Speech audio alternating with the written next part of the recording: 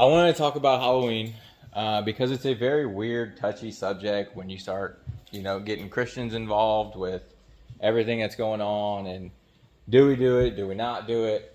Um, I'm not telling y'all one way or another because I'm not y'all's parents, but I'm going to inform y'all. I'm going to let y'all know, me and my household, we do not celebrate it. Um, but I'm going to give y'all a lot of back history tonight of what it looks like. I'm going to give y'all a lot of deeper insight of what this night really means. And let y'all, like I said, I look at y'all as young adults. Y'all can make your own decisions. The most that I can do for y'all is give y'all the information. Your walk is your walk. My walk's my walk. Okay? So, Halloween. There has been a lot of controversy. Yeah, that's probably a good word to put it. And there's a lot of, famous preachers and evangelists and all these people that have all their own ideas of what Halloween's about, what the back history came from. And I'm going to let y'all know, guys, I've spent 2 days of deep research looking into everything, trying to give all the information that I can for y'all. I have all pretty verified sources. A lot of the stuff that I bring tonight, please go research it yourself. You can listen to me and everything that I have to say. Challenge me in every way possible, please. And so all the information I give you tonight, I advise you, search it up for yourself. And so what we're going to start with is just the origin of Halloween. Does anyone here know the origin of Halloween? The holiday itself? The holiday itself. I think I got an idea. What you got? If I remember correctly, wasn't it like a day to celebrate like prophets or something like that? Mm-hmm. So Halloween is it's a combination of many different cultural celebrations that when they came to the Americas became Halloween because what I looked at was it was originated from All Hallows Eve,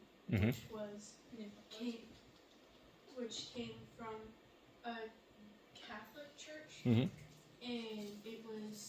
they honored people that passed away, and they celebrated. Y'all are all there. It's also kind of like Day of the Dead, but yeah. So that's Dia de los Muertos. That's a Hispanic day. That's what it's kind of like that. I thought it was like a thin. Yeah. So it is very, very similar. And what you'll see is there's a lot of cultures that have kind of a day like this. Isn't Day of the Dead like where they go they go to their loved ones that died and hang out with them? Yeah. And so almost every culture kind of has this this backstory of like a Day of the Dead, where they believe that the separation, basically the veil in between the spiritual realm and the fleshly realm that we walk in gets thin, and it allows the opportunity to speak to the dead. But from what I have found, the mixture of what we specifically deal with today, majority of it comes from the Celtics. And it specifically comes from the Celtic festival of Samhain.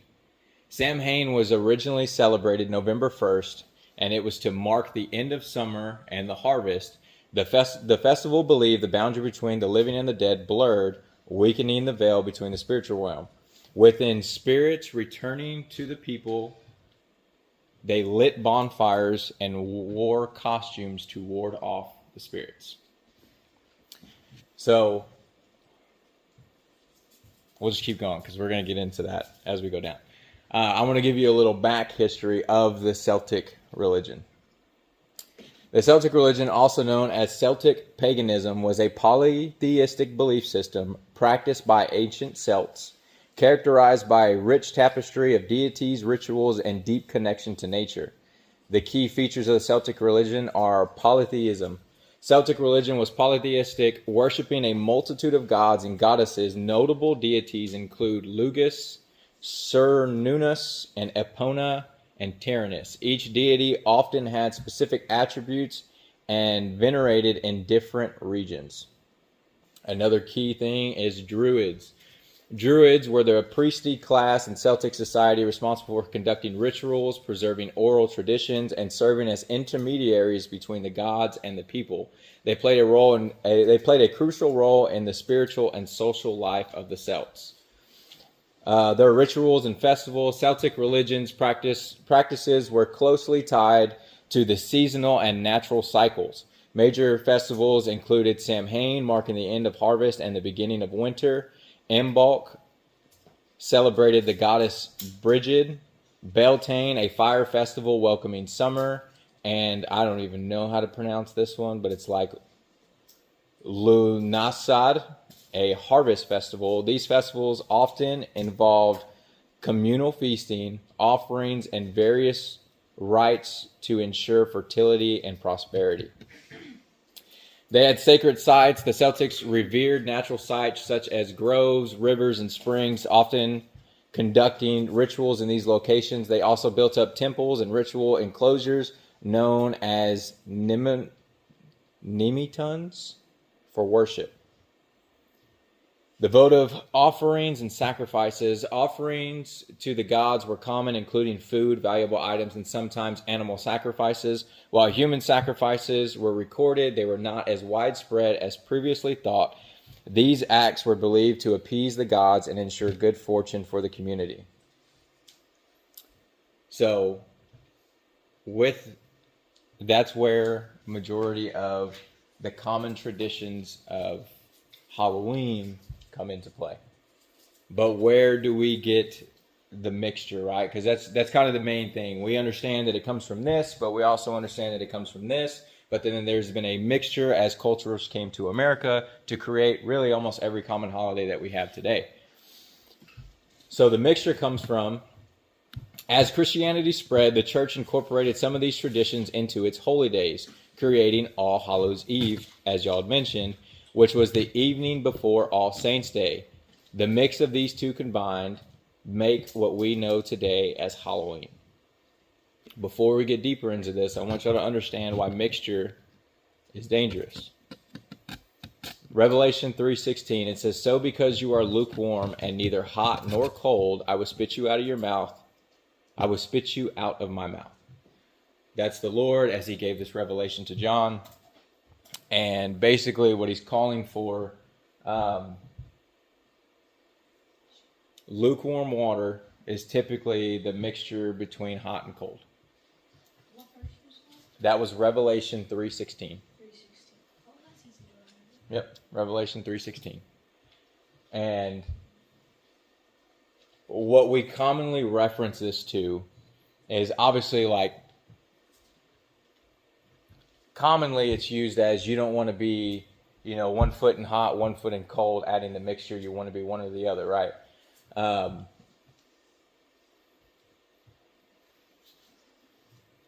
Too often, especially in today's culture, inside of Christianity, there's a lot of mixture. We love to, I don't need to stop cussing. It's not a bad thing. The world does it. So I can still be a Christian and follow God, but then allow the curse words to come out of my mouth. But then the Bible specifically talks about not allowing the curses to leave your mouth.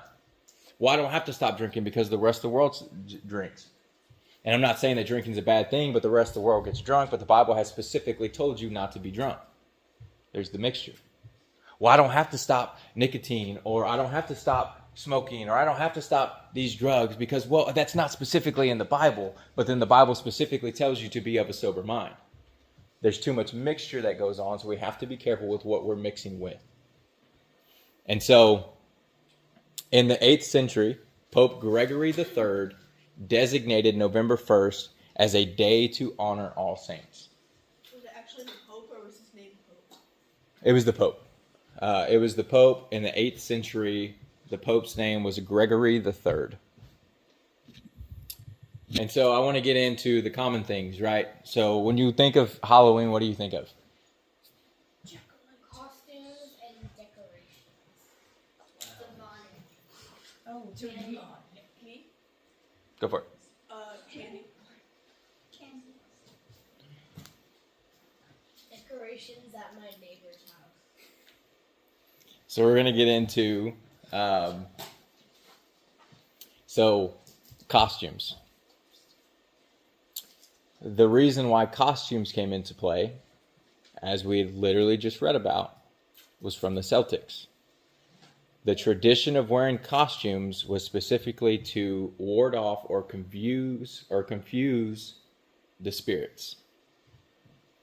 That involved into today's dressing up. Jack-o'-lanterns, which is your pumpkins. The practice of carving faces into root vegetables like turnips to ward off spirits began in Ireland and was later adapted to pumpkins when the Irish immigrants came to America. So now you're going from, what you got? Didn't they use like human fat as the candles? Like, didn't I hear that? Yeah, so they talked about that as well. That was a whole nother side topic that I was going to get into, but it was already talked about. And so truthfully, if y'all weren't here, who was not here Sunday? Let's just put it that way. I will share, I know you and your mom listened to it. I will share Sunday's message in the group chat tonight. We had two awesome ladies up here, Miss Peggy and Miss Sam. Miss Sam was an ex-Satanist, and she walked through the practices. What you got? Wait, I thought Miss Sam was the Satanist. Yes, that's what I said. Miss Sam was the Satanist. She's the ex-Satanist because she's no longer in that. She's now walking in the light. And Miss Peggy was the ex-witch. And so they both have a lot of inside to that side of things. And so they shared specifically things and practices that they would walk through and their insight that they had specifically on the night of Halloween. What we put on and what they specifically talked about is really everything that you're seeing out there is a veil to hide really the dark side of what happens specifically on that night. And so they talked about jack-o'-lanterns, and they used to put it with like fats and stuff, and it was like It's a way to show you paid your taxes. Yes. And so that one, the carving of that, they believe that it came from the Irish immigrants and stuff like that as they came over. Trick-or-treating. Theories suggest that this has roots in both leaving food out for spirits during Samhain and the medieval practice of souling, where people would beg for food or money in exchange for prayers for the dead. So I'm going to get into some modern misconceptions. I feel like one of the bigger ones that was really made a lot of leeway. Bryce did a couple things on Halloween, and I love Bryce. Bryce does an amazing work for the Lord. But I want to specifically talk about a podcast. What you got? Is that the blonde kid? Yeah, is the blonde kid. Yeah, that dude. And so he did a podcast with a buddy of his, and him and his buddy were actually dressed as Mermaid Man and Barnacle Boy. I don't know if any of y'all watched that one. I haven't watched it. I know what it is. Yeah. Well, I was talking about the podcast episode. Did anyone ever watch that one? Yeah. So one thing that they did talk about was All Hallows Eve. He hit on that. Give him that. I'm not gonna go too deep into that yet. But one thing that I did want to focus on, because too often we give way too much power to the enemy, and he's got a lot of power, but he's really not as powerful as we may think, and often we give too much to him when it's not really the case. And one thing that he did say in one of his other videos was like, just by going out and what some Christians believe And one of their big arguments is just because going out and wearing a costume allows demons into you. It's false. I'm not going to sit here and tell you that putting on a costume is allowing a demon into you. You have been sealed by Christ, which God. So putting on, like, dressing up and putting on a costume itself isn't bad? No. It's just allowing you doing the tradition of Halloween. So what it does is when you're partaking in some of those things, it's not immediately like just because you go out and do it does not mean immediately you're going to be possessed by a demon and you're going to have all these things and the bondage is going to take place. But what I am saying it does lead to is you are allowing an open door. And so I don't want to put on the misconception where if you just go out and you immediately put on the costume that you're immediately filled with the demon. It's false. I don't know who said that or what. It's false. But what it does do is it allows an open door for possibly something else to happen. And so what you don't want to do is we do not want to take any leeway to allow the enemy in, right? So if you know, or if you knew that a robber was specifically trying to break in, would you make sure that every single door and every single window in your house was locked?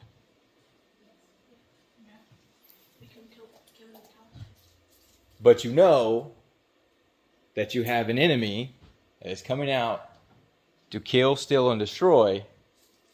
But there's some things in our life that we allow an open door to. It's like, I'm going to lock all these. Like, no, I'm not going to say those words. I'm not going to do this. I'm not going to do that. But that one thing I may leave a window open for. I'm going to keep it shut, but if it really tries, it can open it. It may not be a complete open door just to allow it in, but the door is still going to be unlocked even though it may be closed. And so that's what I'm saying we have to be careful with. And like, I understand like right now we're on the topic of Halloween, but guys, that goes into a lot of things. A lot of y'all may be dealing with certain things that's just a little too much, but you don't want to block that from your phone. You know that there's that toxic ex-boyfriend in your life, but I just, what if he wants to text me one of these days? Even though I know he's not the best for me, I'm not going to block that number. You're going to allow him to at least message you and see where it goes. For some of y'all, it's just that friend you know's no good. You can try everything that you can to be that light to them. But then when you allow them to speak life into you, that's really not life, but it's death because they're probably living an opposite lifestyle. When you allow them to speak life into you, that's an open door. There's so many different avenues of an open door. Just tonight, we just happen to be talking about Halloween. And so, want to read Matthew 6, verse 24. No one can serve two masters. You will either hate the one and love the other, or you will be devoted to the one and despise the other. You cannot serve both God and money. This verse specifically ends with God and money, but it relates into a lot of different topics.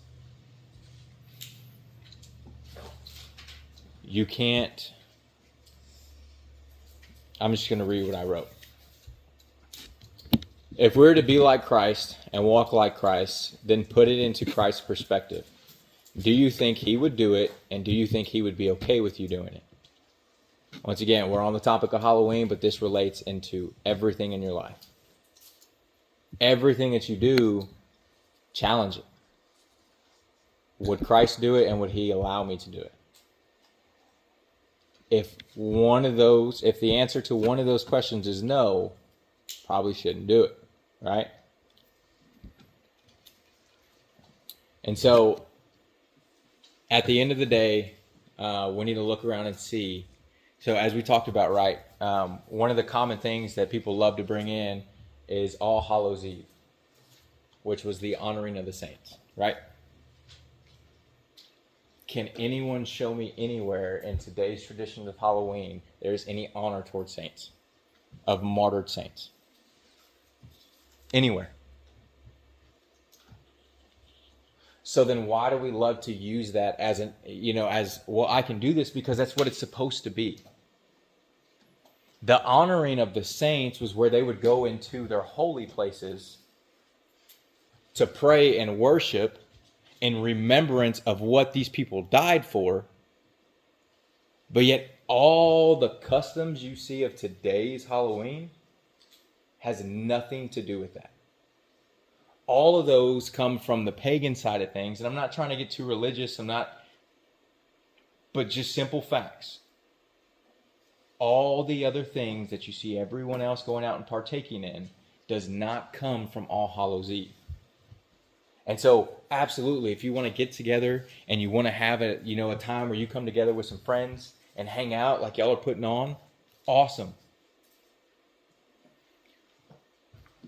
But we don't have to do that and allow the other things in, because when you look at the root of them, there's no depth to it. There's no true growth to it. And really, there's no Christ in it. There's no honor in it. There's no benefit to it. There's no dude, guys, if y'all want candy, I'll give y'all $20. Go buy a pack. Really? Candy's $20. Maybe not everyone $20. I'll give you some. I'll probably just go buy the candy bags and I'll give them to y'all. But that's what some people. I have a specific request. We'll see. We'll talk about that later. That's an end of the message conversation. You brought it up. Yeah, but that's for the end. We'll talk about that after. And so basically, though, we're going to read John 15, 18 through 20. And because some of y'all, I know I remember being y'all's age. I remember everyone wants to go out and celebrate Halloween. Everyone wants to go to that party and dress up. And everyone wants to go trick-or-treating. I remember being a young kid. It was the coolest thing. You get to walk around town dressed up in your costume that you had waited months to put on. I remember all those things.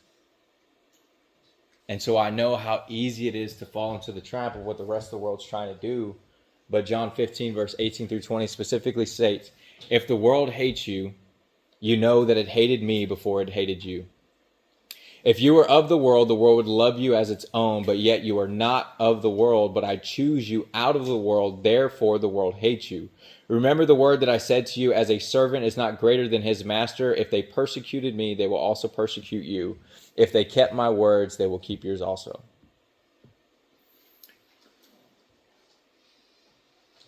When you go against the common customs of the world, you're going to get called weird. Just plain and simple. Some of y'all don't do things that some of y'all's friends are already doing, and y'all are already getting called weird, but when we talk about specific holidays, it's like, oh, well, that's just a little too far weird. I don't want to be that weird. When you begin to follow everything that God has put into play, and he says, do these things, don't act of the world, don't worry about the persecution that's to come, because it already came to me. If it happened to me, it'll happen to you, so be it. Your glory is coming at the end of this life. And so, looking back at it, or backtracking just a little bit, if it was created by the Catholics for a night of honor and remembrance for murdered saints, and that's what Christians love to bring up, but where in any of modern traditions do you see any honor or remembrance for them? There's costumes of angels that show too much, costumes of popes made for mockery, costumes of nuns to show off as much as possible, and costumes of Jesus for mockery. There's no honor shown in anything we believe in. Am I right or am I wrong in that statement?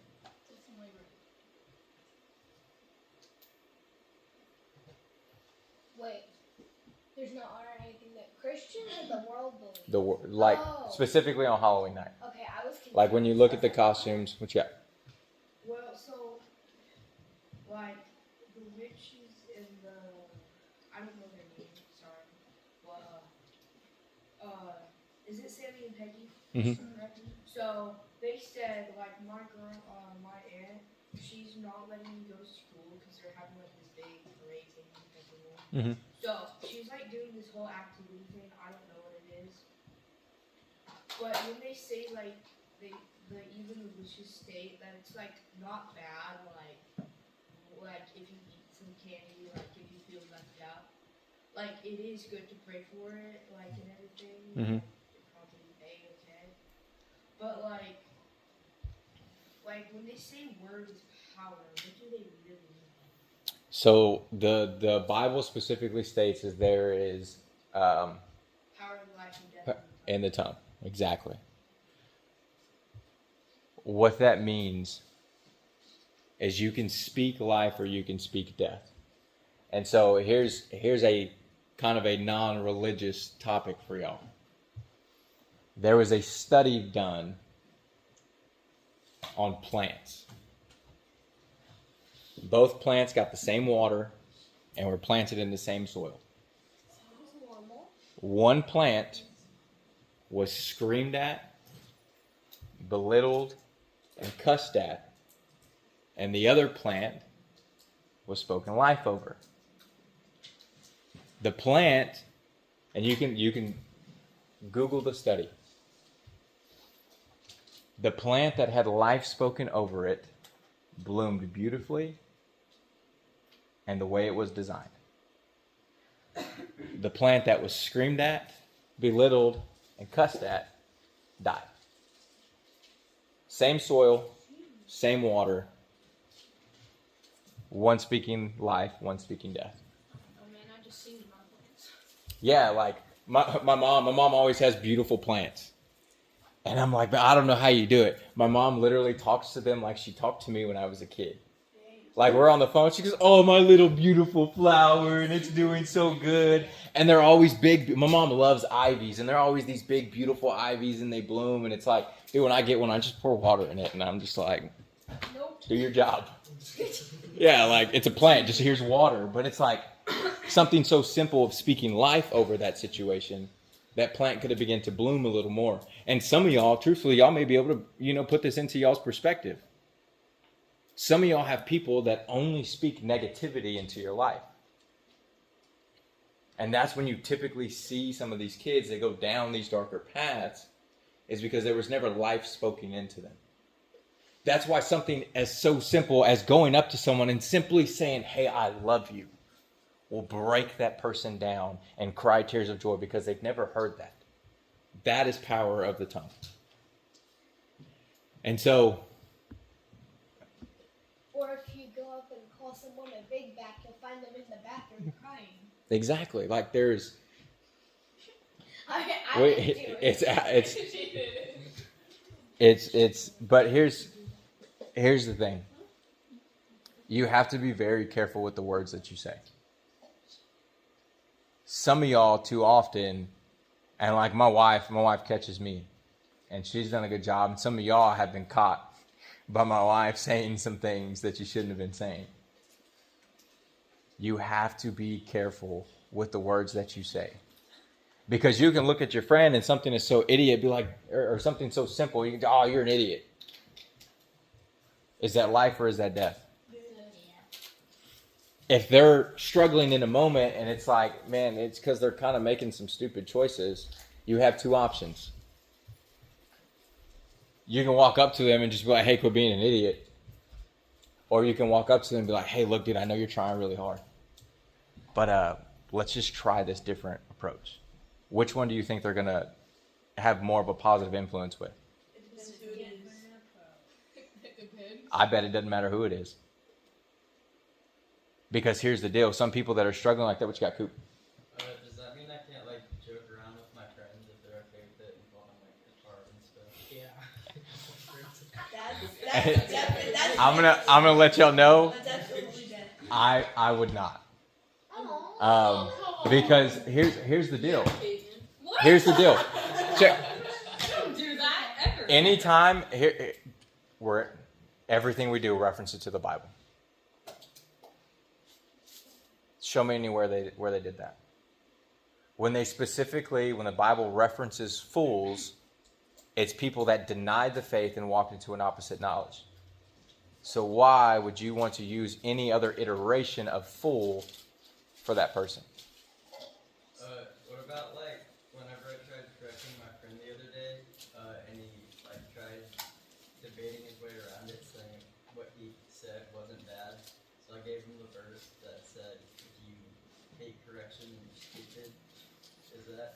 That's exactly. But because that's the true definition of the word. And if that's the true definition of the word, then why do you want to call it someone that? You can use it in a growthful manner, like the word uses it. Like, dude, I'm not calling you stupid, but if you're going to not take correction, the word says that's what you will be. And so I'm not going to speak that over you, but if you allow yourself to go in that direction, that's what you'll be. And so, here's another one for y'all. So Matthew 5:14-16. You are the light of the world. A town built on a hill cannot be hidden. Neither do people light a lamp and put it under a bowl. Instead, they put it on a stand and gives light to everyone in the house. In the same way, let your light shine before others, that they may see your good deeds and glorify your Father in heaven. What was the verse? That was Matthew 5:14-16. Okay. You weren't read that. You're specifically supposed to be a light, correct? No. By not speaking life, what are you doing? Not gonna lie. You're putting a bowl over it. Yeah. That's a valid question. I think it's T-O-N-G-U. T-O-U-N-G-E. Oh, it's close. Tongue. T-O-N-G-U. I thought it was T-O-N. T-O. I guess we're all, I don't know. T-O-N. Guys, all right. Okay. I know what I feel. Just put it any way that you can. Well, that'll be an after sermon conversation. T-O-N? I was way off, man. Sorry about it. See, this is why I spread the word. I'm not a spelling teacher. I don't spell the word. How did you spell it? T-O-U-N. Tones. Okay, all right. Back to it. So, the importance that I want to get into with Halloween is you got to understand, as all the cultures talked about, that it comes into a thin place of the spiritual realm, right? And so Ephesians 6:12, that is Ephesians 6:12. For we wrestle not against flesh and blood, but against principalities, against powers, against the rulers of darkness of this world, against spiritual wickedness in high places. Pretty self-explanatory. You have to understand.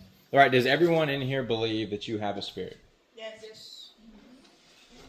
Therefore, if you have it, that means there's an opposition of your spirit, right?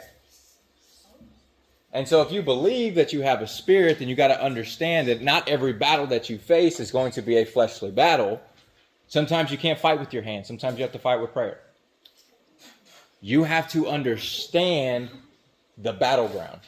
When I was in the military, I'm prepping for the deployment, right? I'm getting ready. I'm like, I could go through my training. I could get my, all my armor. I could get my gun. I could go through our tactics of what we're going to do. But at the end of the day, I had to understand who the enemy was and who I was going to fight against. You can have all the prayer. You can have the knowledge.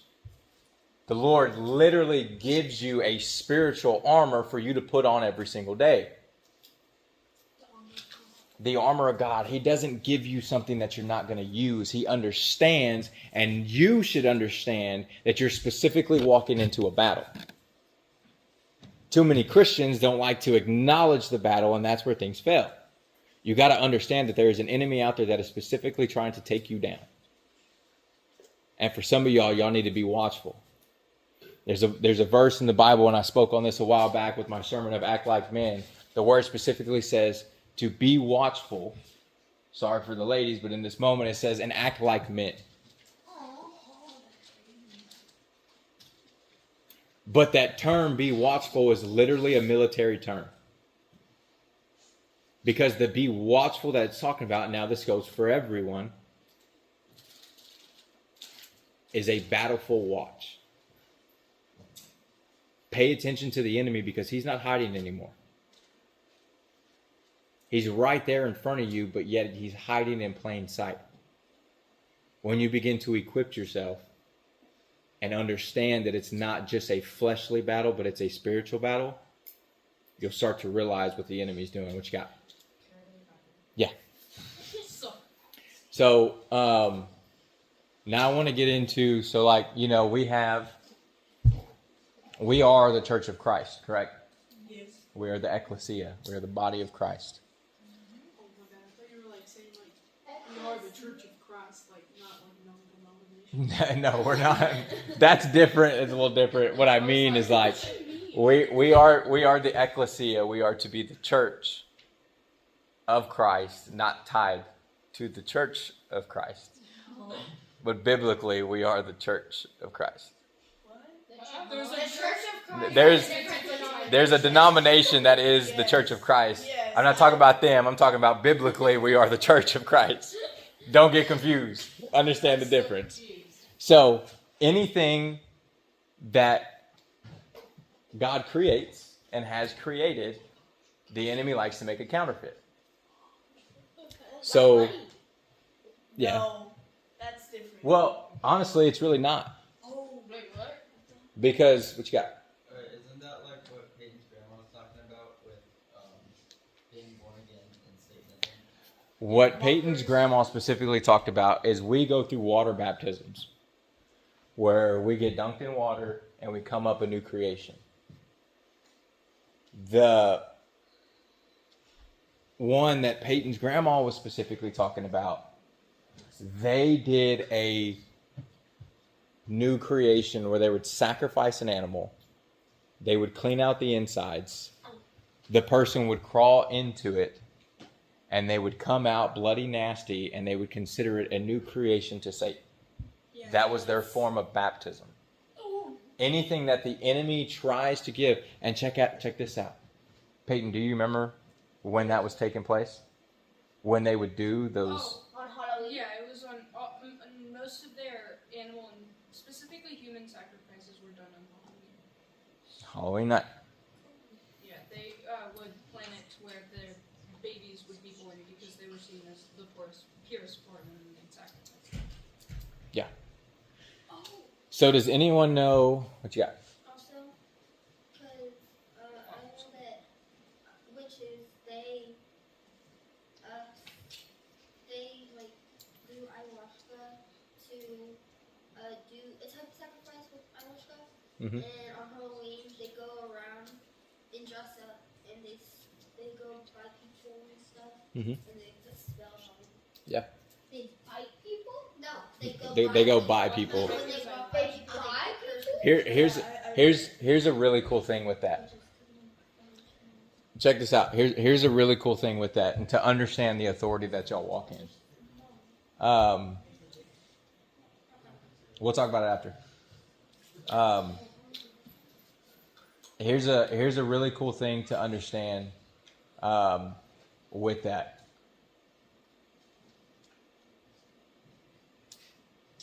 So the word specifically talks about you can drink the poison.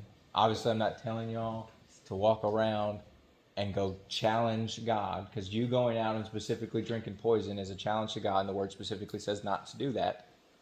But if someone was to try and put a spell on you or give you of any poison, you are protected by the Holy Spirit. The same way as we read in Acts when Paul was bitten by the viper, where that was supposed to be a very deadly thing, he was protected by the Holy Spirit.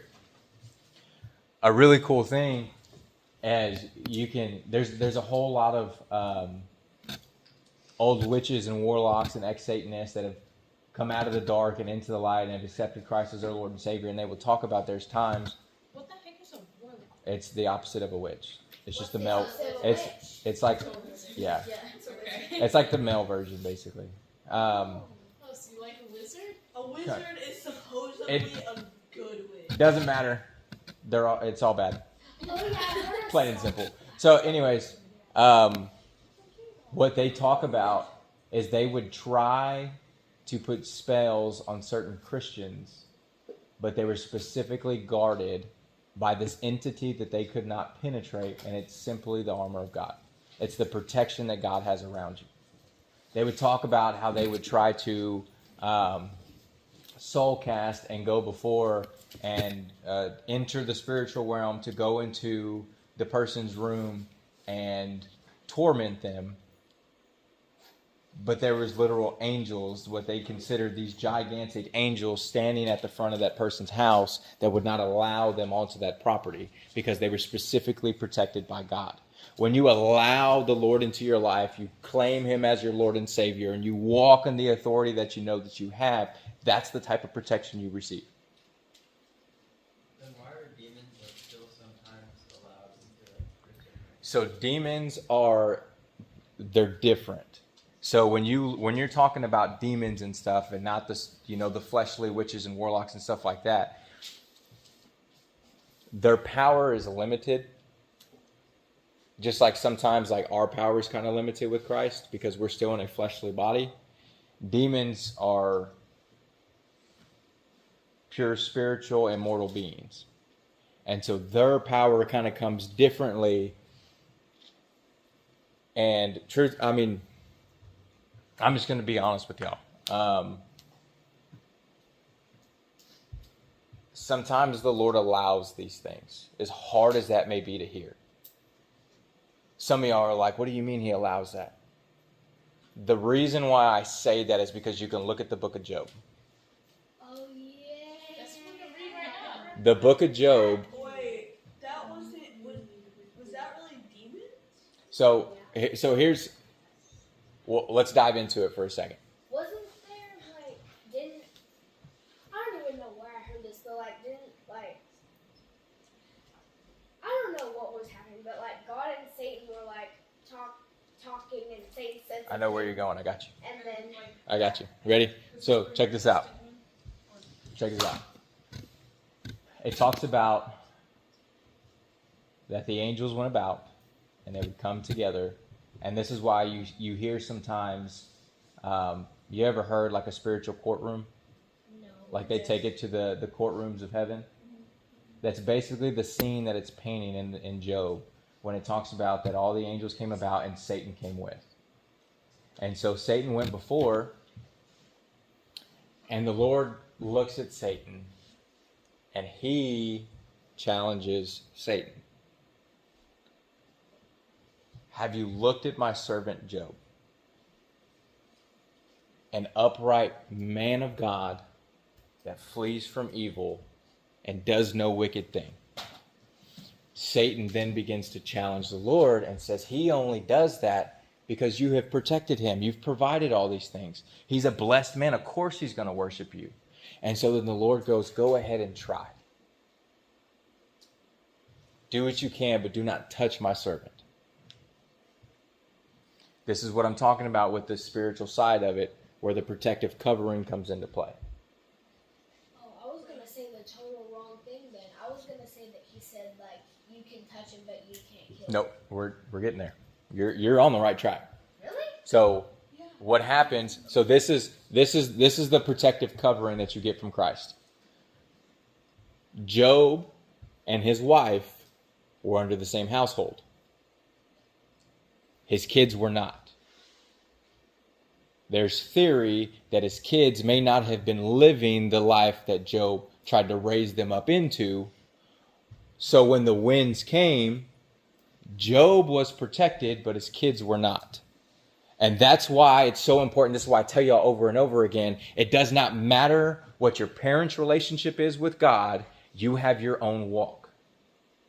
Job was protected in his household, which was him and his wife were protected because he was an upright man of God. We don't know what his kids were. And so when the enemy blew in the strong winds that killed off everything, the kids were struck as well.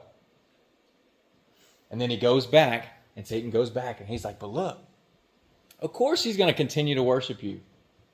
He may have lost everything, but he was untouched. And then that's where the Lord goes again. Hey, go ahead and try. Read it. Go read the book of Job. And he goes before him, and he was like, so this is when he tells, as you were talking about, he tells Satan that he can touch Job, but he cannot kill him. The enemy can put the lies into your head, but at the end of the day, it's your actions that cause it. What I mean by this is, like, I'm talking about for some of us that may be dealing or have dealt with suicidal tendencies. That's a lie put into your head, because that's the only way the enemy can take you out. When you have been called under Christ, the enemy cannot take your life. The enemy cannot take what is not his.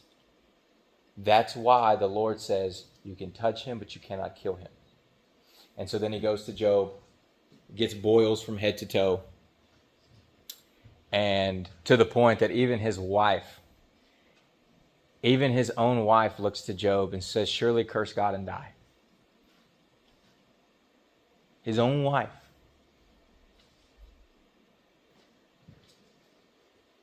So sadly, yes, you're going to go through things.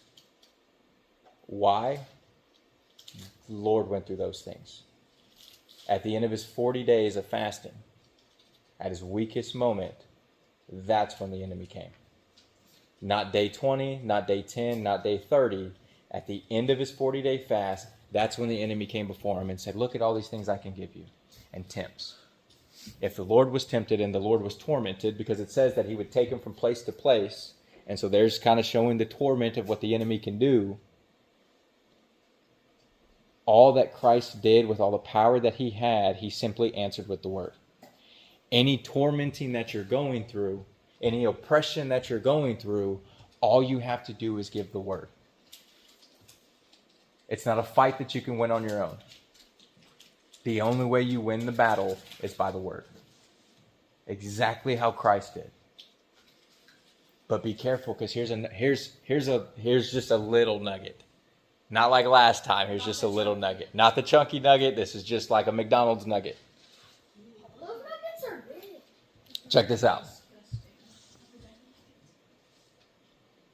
The same way that the Lord said, it is written, go and read this, the enemy also said, it is written.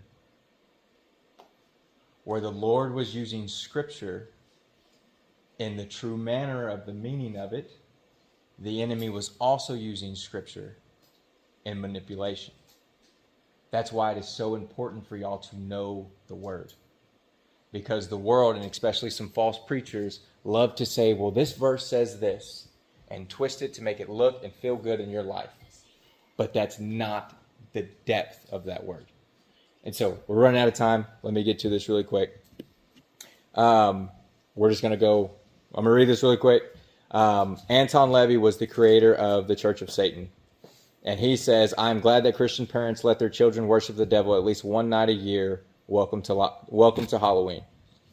And then I want to give you all one more verse. It goes through, Anton LaVey did officially endorse Halloween as one of the most important holidays for Satanists in the Satanic Bible. He wrote that the Halloween is a time for people to indulge in their fantasies by donning costumes that allow for intense role-playing and the release of their demonic core. In a 1999 statement, the high priest Carla LaVey reflected on celebrating Halloween, highlighting how the holiday allows young monsters and witches and vampires to be loose in our streets, and celebrating the underground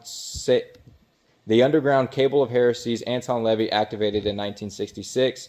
The Church of Satan views Halloween as a celebration of life, embracing darkness, indulging in personal fantasies, and emphasizing individualism rather than devil worship. This is the last thing I'm going to read y'all, and we're going to call it a night. I went to a very, very dark website for you guys to get this. Please don't. Wow. This is literally from thechurchofsatan.com. And this is from their High Priestess Barton. High Priestess Barton. So check this out. This is only a snippet of what this actual whole post was.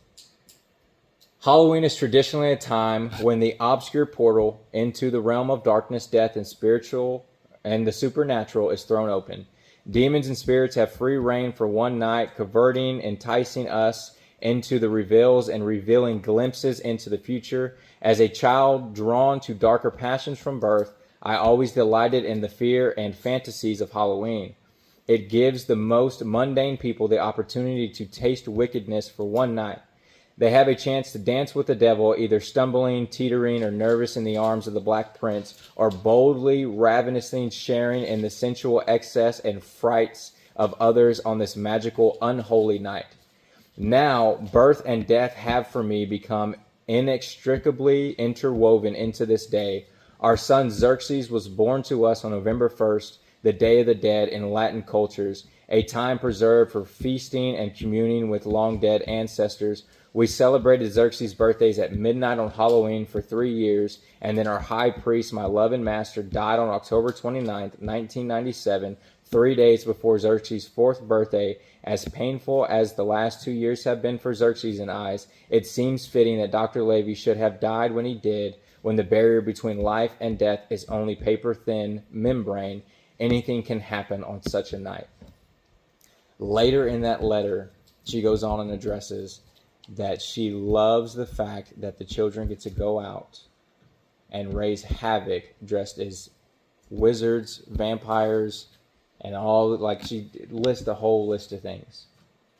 And she thanks modern culture for celebrating such a night. This is the high priestess of the Satanic Church.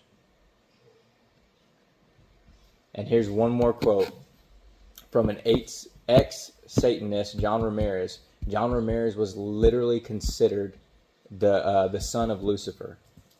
When you can go and look up John Ramirez, he has some awesome stuff. Ex-Satanist. It's his prior. He is now a huge advocate, awesome man of God. But he would literally have the projection of Satan sitting beside him. One quote that he gave out, he said, "We go celebrate Halloween. We're in bed with the devil for one night. To me, it's like, why would you want to cheat on Jesus? Jesus doesn't cheat on you. I don't see the Satanist coming to your church to cheat on the devil. No way."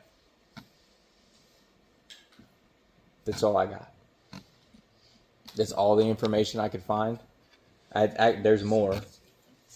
But that's what I felt needed to be brought. At the end of the day, y'all are your own people. Like I've said, y'all have y'all's own walk. What you got? If I didn't go trick or treating, but I just wore something that was like barely a costume to like school, would that be bad? Understand the traditions. Like we talked about, where does costumes come from? So like The thwarting off of the it's the specific night that you're celebrating it on and where the custom came from. The Celtics specifically celebrated on that night, dressed up in costumes to try to ward off spirits. The depth behind costumes on that night is why I'm against costumes. Any other night, dressing up, being funny, by all means. But you got to understand the depth of the tradition of that specific night. Yeah, y'all want to dress up? Let's go to a Renaissance fair together. Those are so fun. But I mean, what's the difference between dressing up for a Renaissance fair and having fun with your Well, a Renaissance fair So, doesn't come from the here- Halloween tradition. Yeah, the biggest thing that I have, the reason why because like we're specifically focusing on the Halloween night. We're looking at the 31st to November 1st. That specific night, well, that Halloween was actually the eve of the night of harvest, but they would start on the night of harvest walking into November 1st, which was the end of the harvest. And so that's where the traditions came from. That's why Halloween is celebrated at night on December 31st, because that's where the tradition came from. October 31st is Halloween night. That's why it goes through the night, because they would celebrate at night going into the next morning. Well, the reason why I say that is specifically looking at the night and the traditions that go into play, the meaning behind costumes on that specific night. I'm not against costumes in themselves, but specifically walking in, because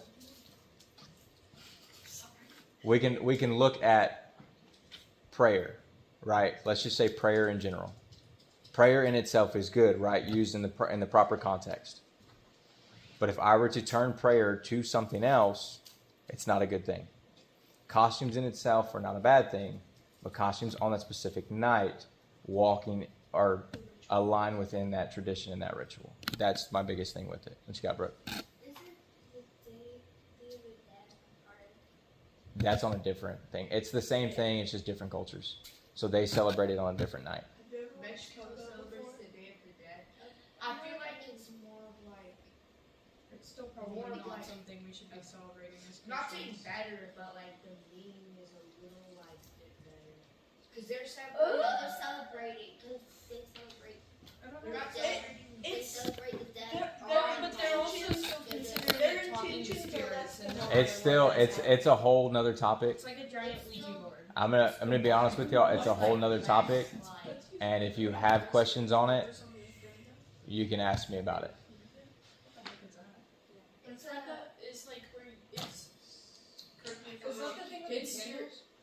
yeah, you have candles, but you have photos of like your. It's like a remembrance thing. If it's It's just just genuine, basically a like, celebration of remembrance. their family that died. Okay. Literally, they'll go. Sometimes they'll go to the grave and they will put foods and drinks, like if the person were actually there to Yep. celebrate. You have not watched the Book of Life, bro? I love the Also, book. like, Alright.